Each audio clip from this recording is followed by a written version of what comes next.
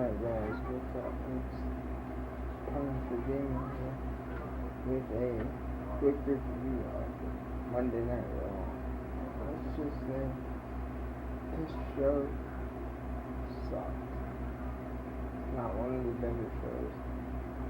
It had its moments, but all in all, it was not good at all. But let's go ahead and start doing time. We started the show off with the Vincent James McMahon Legacy Award presentation, where Vincent McMahon and his gentleman's ego opted to award this to his daughter, Stephanie McMahon. And for any old wrestling fans that see this, the $1 billion princess, whatever you want to call her. Yeah.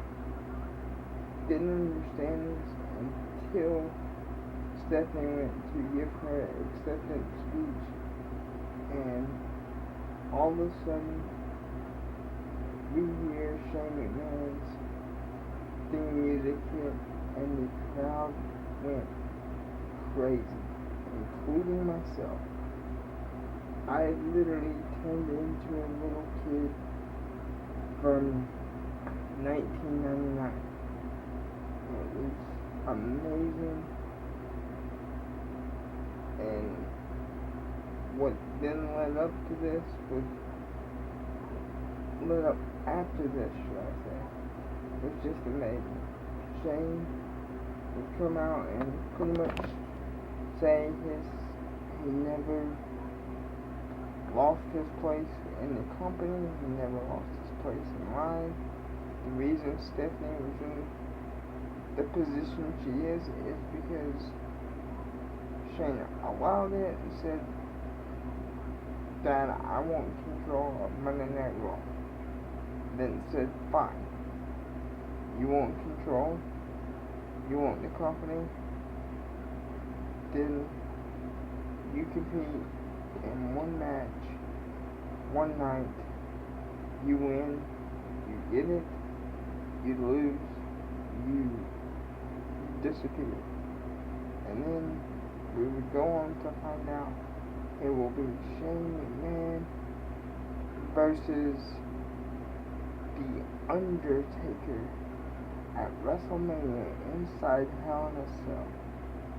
This segment went on for about 30 minutes, and it was just too long, but it had a great outcome. And then we go on to the Lucha Dragons, Sin Cara and Kalisto and Neville versus the New Day in a 6-man tag team match. And don't have a whole lot to say about this. It was okay, I guess. The New Day would pick up the win, but other than that, it was just one of those. It was one of those matches.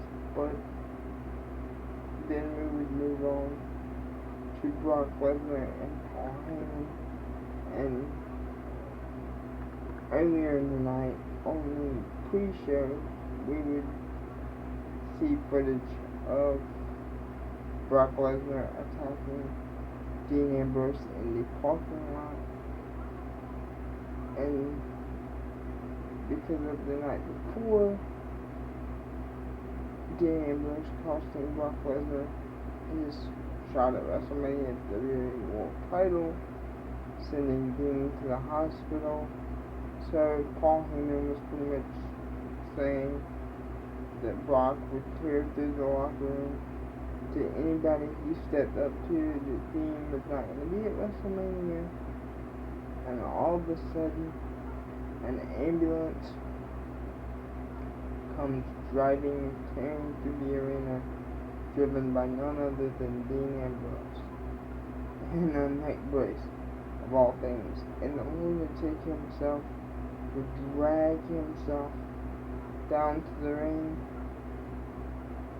pretty much crawling on his hands and knees and challenge Brock Lesnar to a no holds barred street fight at WrestleMania 32. Brock would pretty much hit an F5 and destroy Dean and accept the challenge. So I guess we will be seeing Brock Lesnar versus Dean Ambrose in a street fight at WrestleMania 32.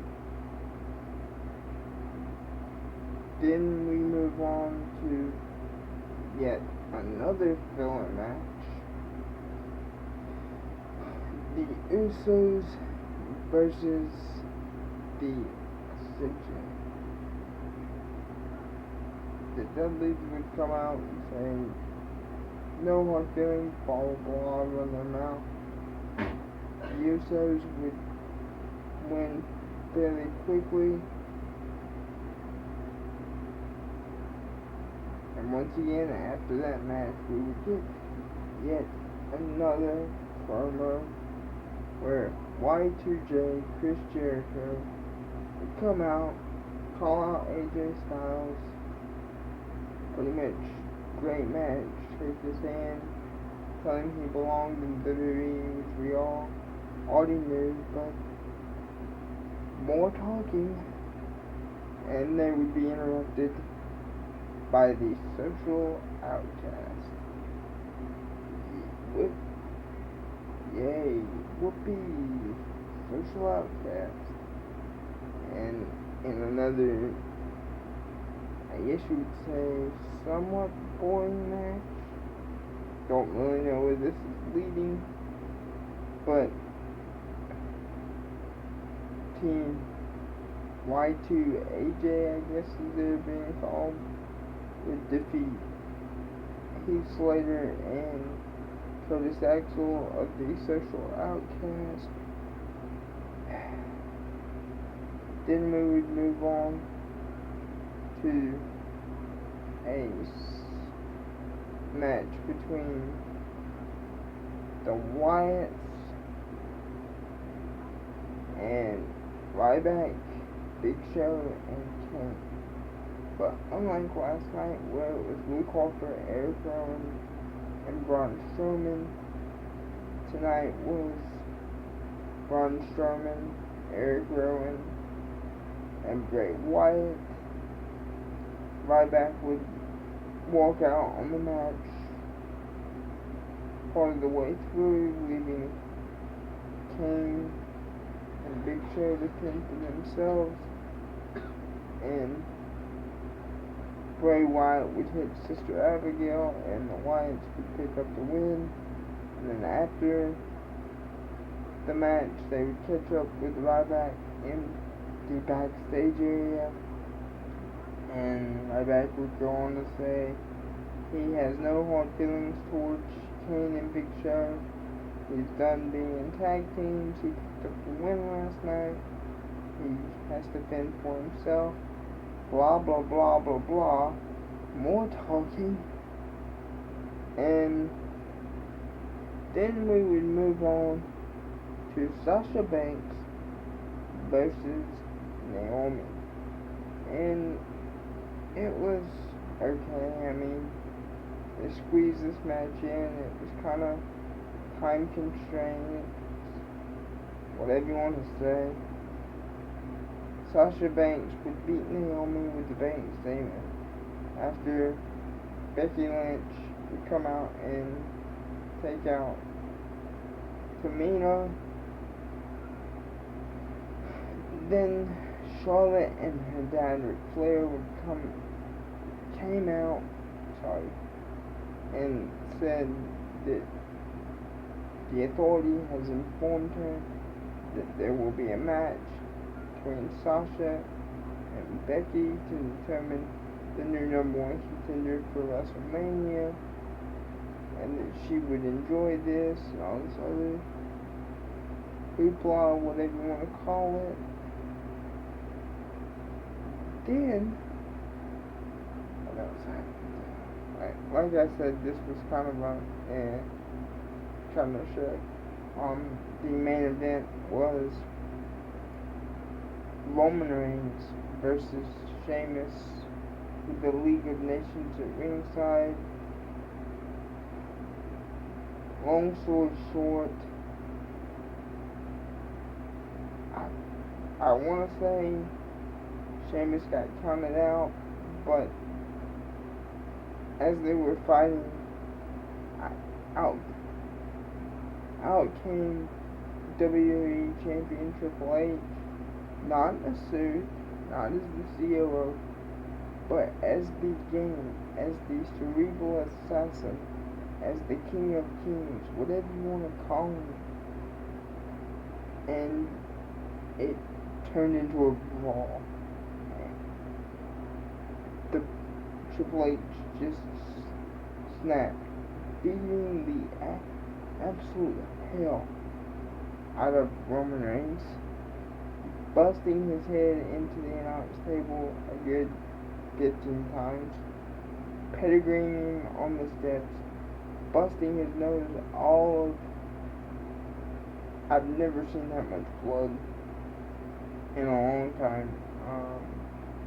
And he would end the show by standing over Roman Reigns, holding the title up in the air. Like I said, this was not the best Raw in the world. There wasn't a whole lot to review. And one last thing before I forget, there was one other segment between Goldust and R-Truth. I don't understand what's going on there, but we will see. Like I said, not a great show, but we'll see where it's going from here. Let me know what you guys thought of it down in the comment section, and leave a like if you enjoyed this video. And as always, I will see you guys next time.